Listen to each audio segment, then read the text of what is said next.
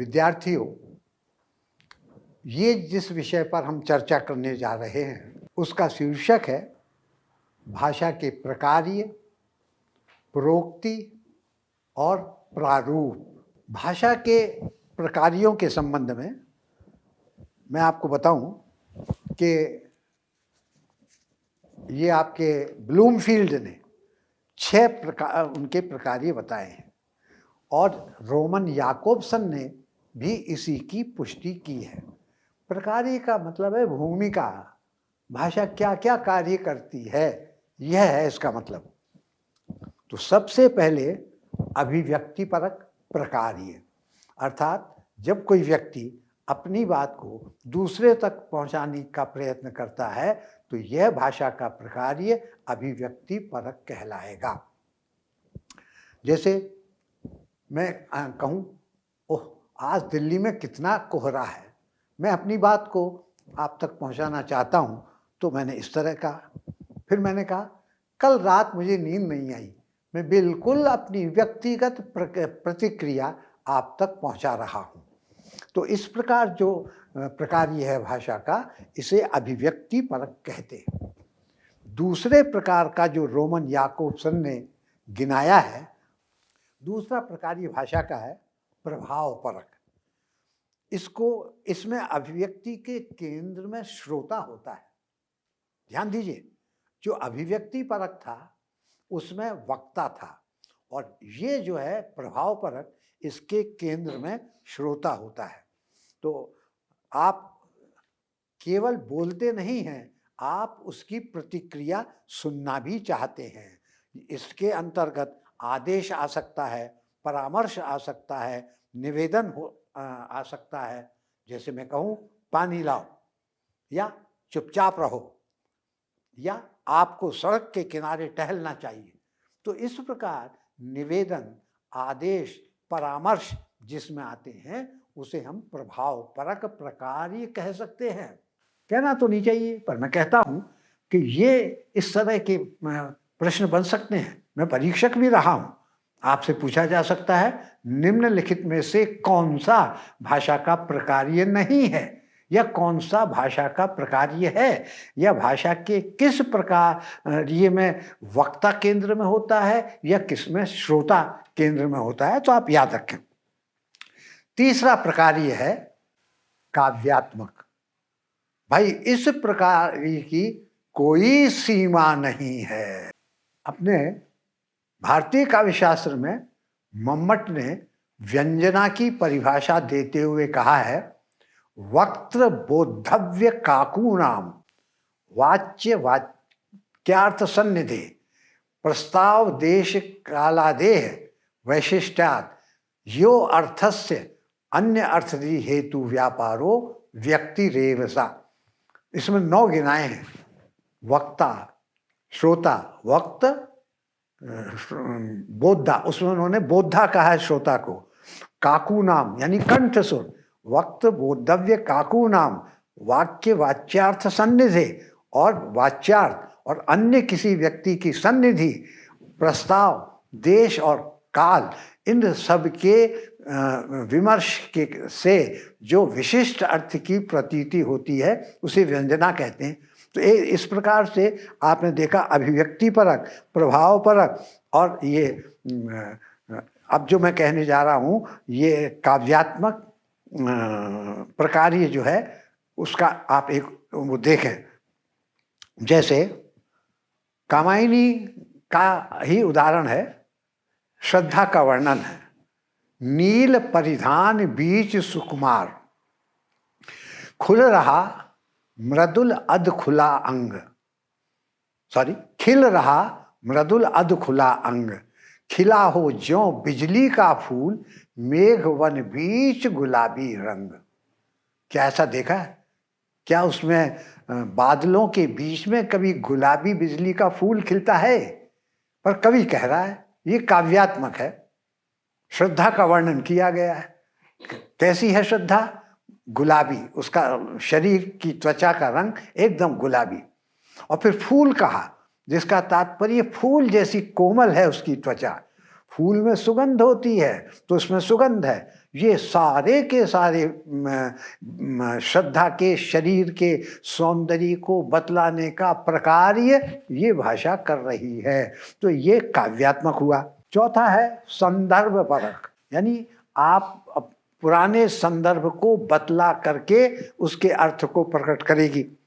जैसे हम कहें तब हनुमान जी ने सीता जी से कहा, अब ये संदर्भ जो रामायण का है ये बतला करके जब आप कहेंगे तो ये संदर्भ परक प्रकार्य कहलाएगा। पांचवें प्रकार का है आधिभौतिक। आधिभौतिक अर्थात इससे अलग हटकर, जैसे आप किसी बात की परिभाषा दे रहे हैं तो उस परिभाषा में जो शब्द आए हैं आपको उन शब्दों को पहले जानना पड़ेगा, तब जाकर आप पूरी बात का अर्थ समझेंगे।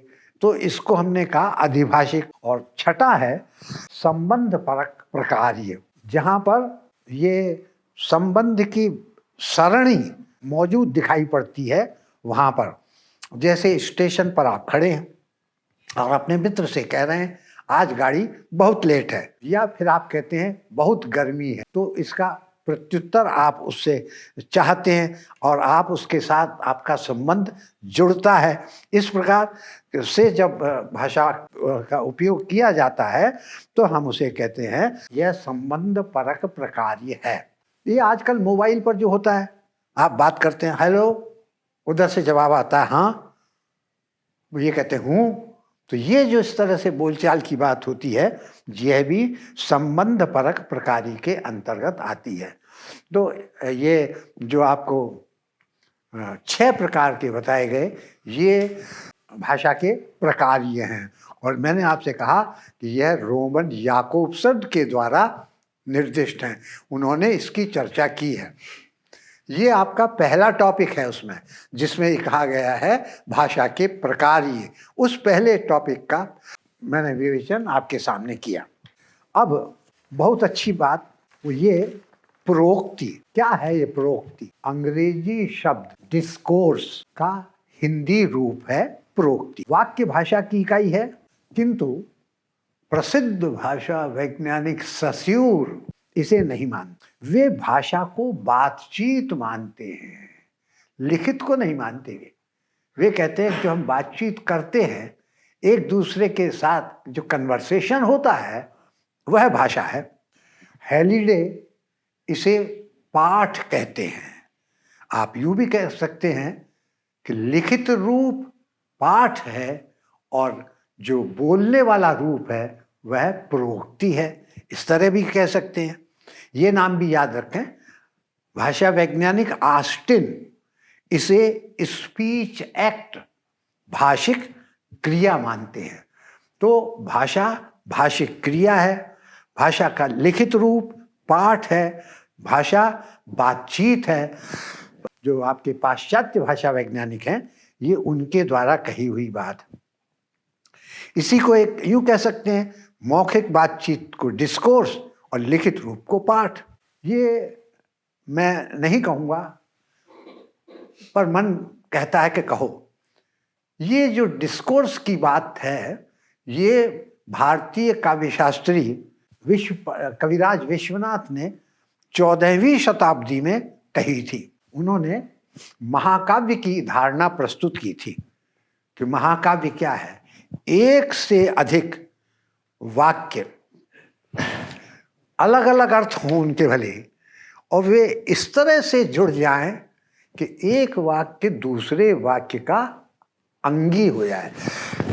एक अंग ही अंग है और दूसरा अंग है। अंगी और अंग का संबंध उसमें हो, अर्थात वे संरचना की दृष्टि से एक इकाई का काम करें, तो हम उसे प्रोक्ति कहेंगे।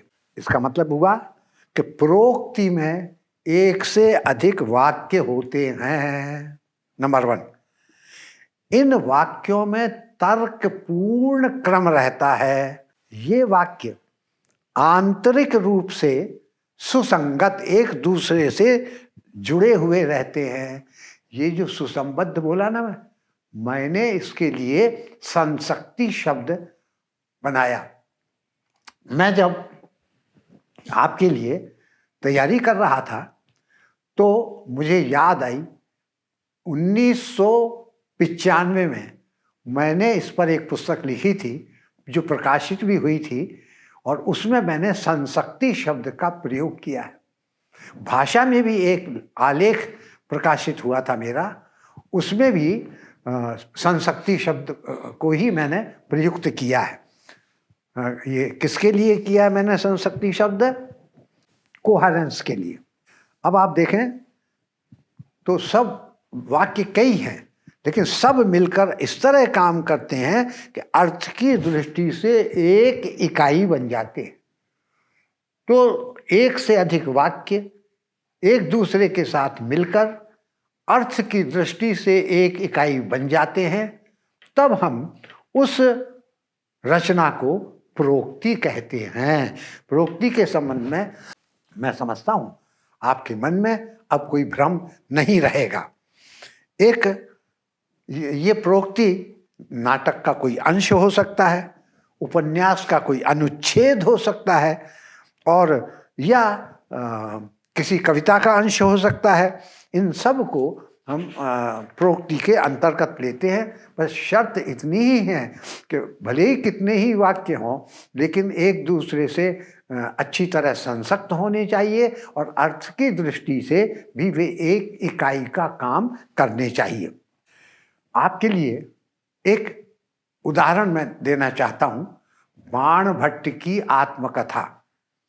उस बाणभट्ट की आत्मकथा में हजारी प्रसाद द्विवेदी लिखते हैं, धीरे बोलूंगा, मानो विधाता ने शंख से खोद कर, यानी शंख को कुरेद कर, मुक्ता मोती से खींचकर, मृणाल से संवार कर, चंद्र किरणों के कूर्चक से प्रक्षालित कर, सुधा चूर्ण से धोकर, रजत रस चांदी के रस से पोंछकर, कुटज कुंद और सिंधुवार पुष्पों की धवल कांति से सजाकर उसका निर्माण किया हो। भाइयों, वाक्य तो इसमें एक ही है, मानो विधाता ने उसका निर्माण किया हो। तो ये बीच में क्या है? इसमें 7 पदबंध हैं। आप गिन के देखें कि शंख से खोद कर 1, मुक्ता से खींचकर 2, मृणाल से खींचकर 3, चंद्र किरणों के कूर्चक से प्रक्षालित कर 4, सुधा चूर्ण से धोकर 5, रजत रस से पोंछकर 6, और कुटज कुंद और सिंधुवार पुष्पों की धवल कांति से सजाकर 7। ये 7 पदबंध हैं। ये 7 पदबंध मिलकर भट्टिनी के गौर वर्ण, उसके शरीर की गौर कांति का वर्णन कर रहे हैं। सब मिलकर एक अर्थ में जाकर के भट्टिनी के गौर वर्ण में जाकर के समाहित हो जाते हैं। तो इस प्रकार जब कोई कथन होता है तो हम उसे प्रोक्ति कहते हैं। ये तो पदबंध थे। आचार्य हजारी प्रसाद द्विवेदी ने ऐसे भी रची है प्रोक्तियां जिनमें पूरा का पूरा एक वाक्य आता है। अनेक वाक्यों से मिलकर एक अनुच्छेद बन जाता है। एक वाक्य उसमें प्रधान होता है और दूसरे वाक्य उसमें उसके अंग बन करके आते हैं। इस प्रकार जब कोई रचना की जाती है तब हम उसे प्रोक्ति कहते हैं। ठीक है, अब देखें तो प्रोक्ति में शर्त क्या हुई? संशक्ति अनिवार्यतः होनी चाहिए। यह प्रोक्ति के बाह्य तल पर परिलक्षित होने वाला अभिलक्षण है। क्या? संशक्ति। आपकी प्रोक्ति में वाक्य परस्पर एक दूसरे के साथ संशक्त होने चाहिए। यह बाह्य तल पर ही आपको दिखलाई पड़ता है, ऐसा ये तत्व है। अब ये संशक्ति कितने प्रकार से हो सकती है भाई जी? देखिए, अर्ध विरामों के द्वारा हो सकती है, पूर्ण विराम से के द्वारा हो सकती है, और जो वाक्य के संरचक हैं वो संबंध सूचक या संबंध के ज्ञापक उनका प्रयोग उसमें हो सकता है, परिणाम सूचक प्रयोग हो सकता है और अंग अंगी सूचक भी हो सकता है। देखिए, एक आपको बताता हूं, एक शब्द का आवर्तन करता है वो। स्त्री अपने बालक को हृदय से लगाकर जितनी आत्मनिर्भर है उतनी और किसी अवस्था में नहीं। देखिए, बालक शब्द आया है, ध्यान रखिएगा। वह, ये तो स्त्री के लिए है ही, अपनी संतान की रक्षा के समय जैसी उग्रचंडी है वैसी और किसी स्थिति में नहीं। तो अब ये संतान यहां पर आ गया, बालक का पर्यायवाची संतान। फिर कहते हैं इसी से कदाचित लोलुप संसार उसे अपने चक्रव्यूह में घेर कर बाणों से चलनी करने से पहले इसी कवच को छीनने का विधान करता है। सबसे पहले बालक, फिर उसका पर्यायवाची संतान और फिर उसके लिए एक और शब्द कवच। इन तीन शब्दों का प्रयोग करके इन वाक्यों को परस्पर संसक्त किया गया है और ये संसक्ति प्रोक्ति की शर्त को पूरा करती है, इसलिए यह आपका एक प्रोक्ति कही जाएगी। फिर ये प्रोक्ति विचारात्मक भी हो सकती है, प्रोक्ति भावात्मक भी हो सकती है और प्रोक्ति जो है आपकी वर्णनात्मक भी हो सकती है। ध्यान दीजिए, विचारात्मक तथ्य को प्रस्तुत करने के लिए रचनाकार केंद्रीय विचार के वाचक शब्द का पूर्ण रूप से या आंशिक रूप से उसको आवर्तित कर सकता है, उसका आवर्तन कर सकता है। इस प्रकार आप ये पहचान सकते हैं कि यह प्रोक्ति विचारात्मक में है। देखें कि उसमें कोई एक शब्द आ रहा है, शब्द को ऐसा का ऐसा आगे उसने उसका आवर्तन किया है या उस शब्द के पर्यायवाची का आवर्तन किया है।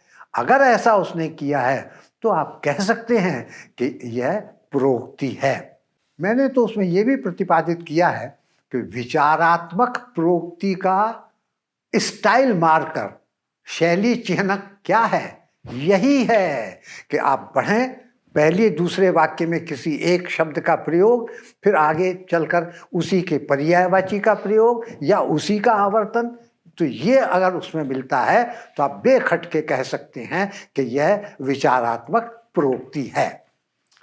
इसके बाद मैंने आपसे कहा वर्णनात्मक या भावात्मक।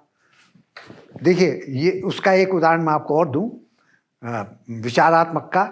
आपको ऐसा करते समय हिमालय द्विता पार्वती को खो देना पड़ेगा, जो भारतीय नारी का आदर्श है, तपस्या का मूर्तिमान विग्रह है और पातिव्रत की विजय ध्वजा है।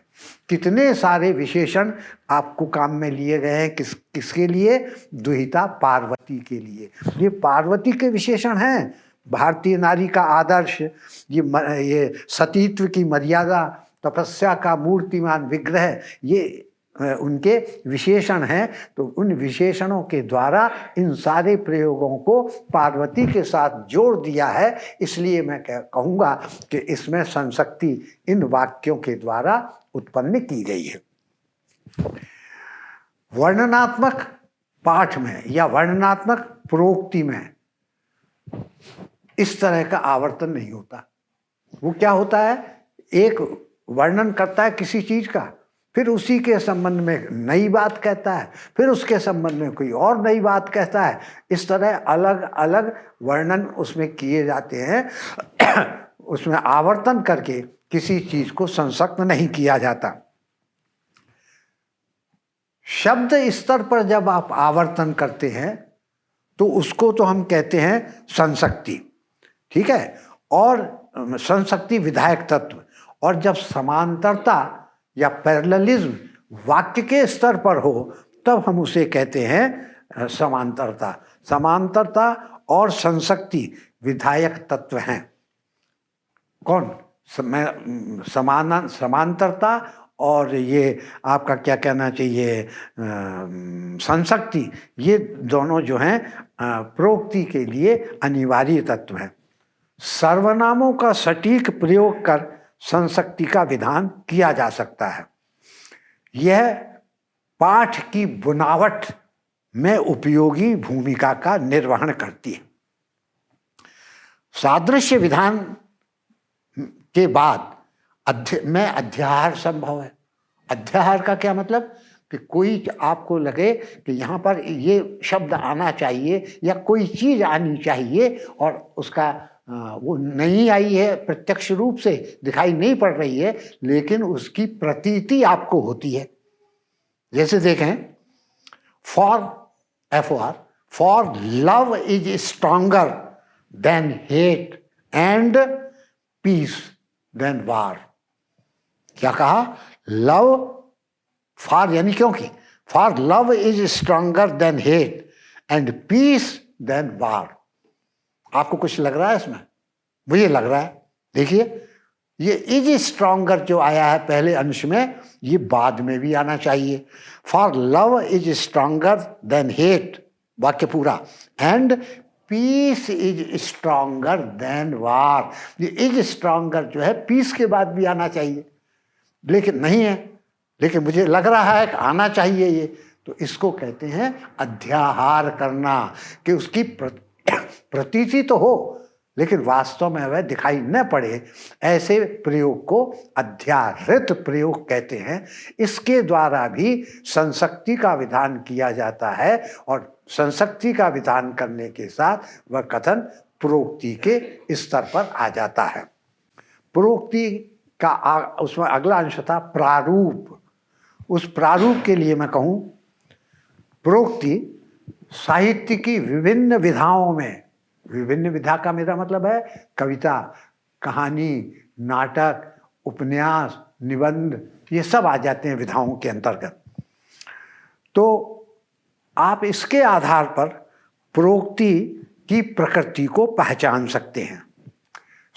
कौन से तत्व संसक्ति के लिए कौन से साधन अपनाए गए हैं? पहली बात, आवर्तन, समांतरता, सर्वनामों का प्रयोग, कथन के आधार पर प्रत्यक्ष कथन है डायरेक्ट या अप्रत्यक्ष कथन है इनडायरेक्ट, इसके आधार पर भी मूल्यांकन कर सकते हैं।